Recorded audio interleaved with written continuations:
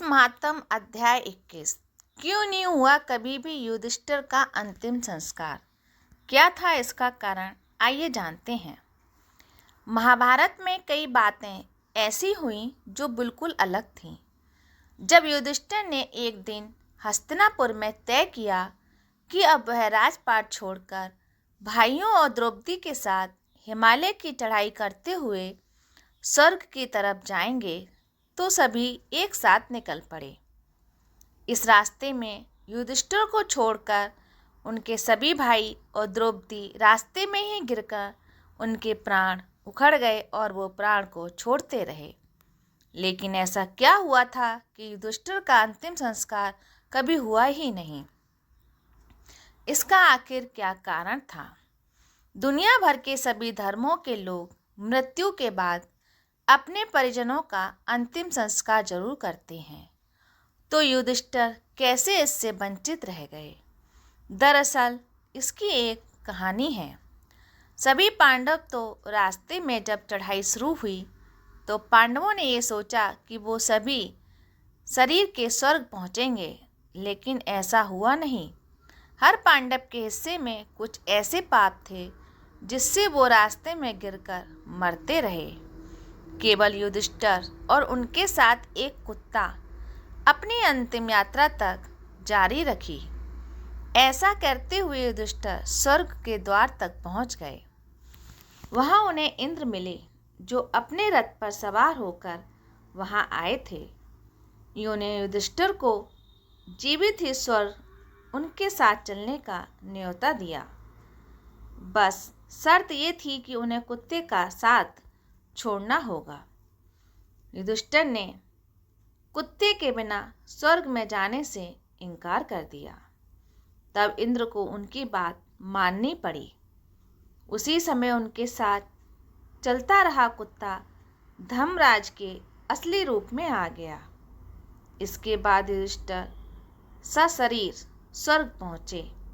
हालांकि कहा जाता है कि सशरीर स्वर्ग पहुँचने के बाद भी उनका शरीर दिव्य रूप में बदल गया।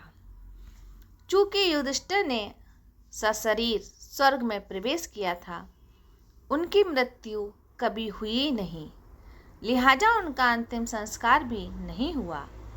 इस लिहाज से देखें तो वह अकेले ऐसे शख्स थे जिनकी मृत्यु पृथ्वी पर नहीं हुई।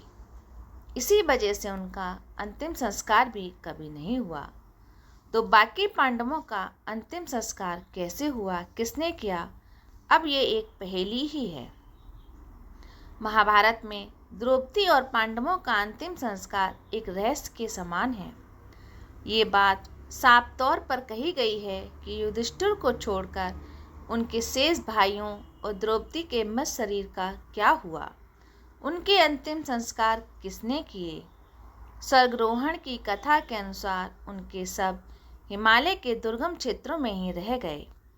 स्वर्गारोहण यात्रा से पहले द्रौपदी गिरी, उसके बाद क्रमशः सहदेव, नकुल, अर्जुन और भीम। जब सभी पांडव आपस में बात करते हुए हिमालय की चढ़ाई कर रहे थे, तभी अचानक द्रौपदी लड़खड़ाई और जमीन पर गिर गईं। सभी चकित रह गए कि ये क्या हो गया। तब भीम ने युधिष्ठिर से पूछा कि द्रौपदी ने ऐसा क्या पाप किया जो वह गिरी, उनके प्राण निकल गए। तब युधिष्ठिर बोले, वह अर्जुन को लेकर विशेष पक्षपात थी, इसलिए उन्हें ये पाप मिला। सभी आगे बढ़ गए। कुछ देर बाद सहदेव गिर पड़े। तब भीम ने कहा, माद्रीपुत्र सहदेव के अंदर ना तो किसी तरह का घमंड और ना उसने कभी हम लोगों की सेवा में कोई भी कोताही बरती, फिर वो क्यों गिर गया? युधिष्ठिर ने जवाब दिया कि सहदेव का पाप ये था कि वो सोचते थे कि उनसे अधिक बुद्धिमान और कोई नहीं। उसके बाद नकुल गिरे। भीम ने फिर सवाल किया कि हमारा ये भाई तो कभी धर्म से अलग नहीं हुआ, हमेशा हमारी आज्ञा का पालन किया, फिर वो क्यों गिरे? तब युधिष्ठिर ने जवाब दिया, नकुल सोचते थे कि उन जैसा रूपवान कोई नहीं, इसी वजह से नकुल को अपने कर्मों का फल मिला। सभी बच्चे पांडव शोकाकुल थे। सभी को लग रहा था कि पता नहीं अब किसका नंबर आ जाए। अब तो केवल युधिष्ठिर, अर्जुन और भीम ही बचे थे। कुछ दूर जाने पर अर्जुन गिरे और प्राण छोड़ दिया। अब भीम बहुत दुखी हो गए। भाई युधिष्ठिर, अब ऐसा क्यों हो गया? अर्जुन ने तो कभी झूठ नहीं बोला, फिर ये दशा क्यों हुई? युधिष्ठिर बोले, अर्जुन हमेशा घमंड किया करते थे कि एक ही दिन में सभी शत्रुओं का नाश कर देंगे, परंतु ऐसा कभी नहीं कर सके। घमंड ही उनका पाप था।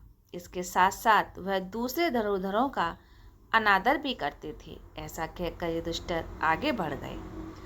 अब भीम भी जमीन पर गिर पड़े। गिरते गिरते बड़े भाई से पूछा, महाराज, मैं भी गिर पड़ा हूँ। मैं हमेशा आपका प्रिय रहा, आखिर मेरी ये हालत क्यों हो गई?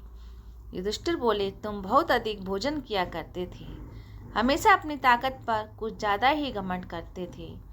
अब युधिष्ठिर के पास उनका कुत्ता ही बचा रह गया। चूंकि युधिष्ठिर को छोड़कर बाकी पांडव भाइयों और द्रौपदी के शरीर बर्फ से ढके हिमालय पर गिरे, इसलिए ये संकेत मिलता है कि उनके शरीर वहीं प्रकृति के हाथों में रह गए। धार्मिक दृष्टि से ये माना जा सकता है कि हिमालय जैसी पवित्र भूमि में उनकी मृत्यु ही उनके अंतिम संस्कार के बराबर थी।